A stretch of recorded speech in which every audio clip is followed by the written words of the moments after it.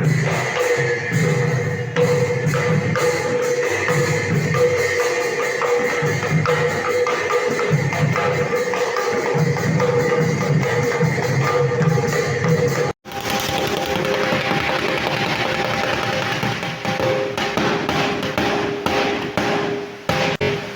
গুৰু শংকৰ। মই বৰ্তমান উপস্থিত আছোঁ বৰপেটাৰ চিনপুৰা থানত।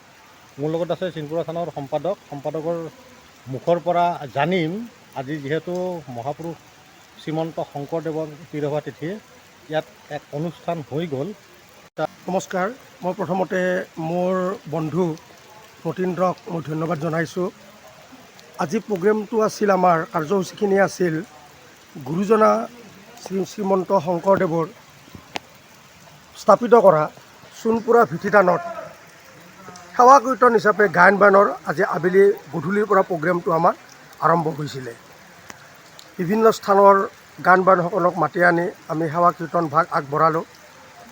এইখিনি আমাৰ মুখ্য উদ্দেশ্য আছিল আজি কাৰ্যসূচীখনৰ।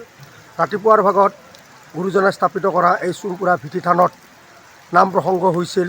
নাম প্ৰসংগ 7টা ঘোষাৰে সমাপ্ত হৈছে। প্ৰায় 2 কুইণ্টল মুগ আমি প্ৰসাদৰ ব্যৱস্থা কৰিছিলোঁ। 300-400 প্ৰায় বেছিয়ে হ'ব, 300-400 তাৰ ভকত আহিছিল। আমি ৰাতিপুৱা সেৱাভাগ কৰিছোঁ। গুৰুজনাক স্মৰণ কৰি তেওঁৰ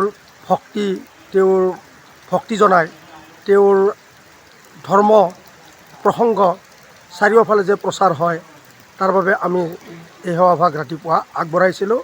আৰু আবেলি গধূলি পৰত আমাৰ সেৱা কীৰ্তন হিচাপে গান বায়নক নিমন্ত্ৰণ কৰা হৈছিল। ধন্যবাদ।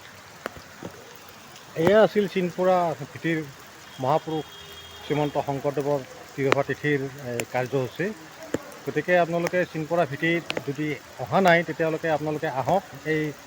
এইখনো এখন বৰপেটাৰ উল্লেখযোগ্য এখন থান।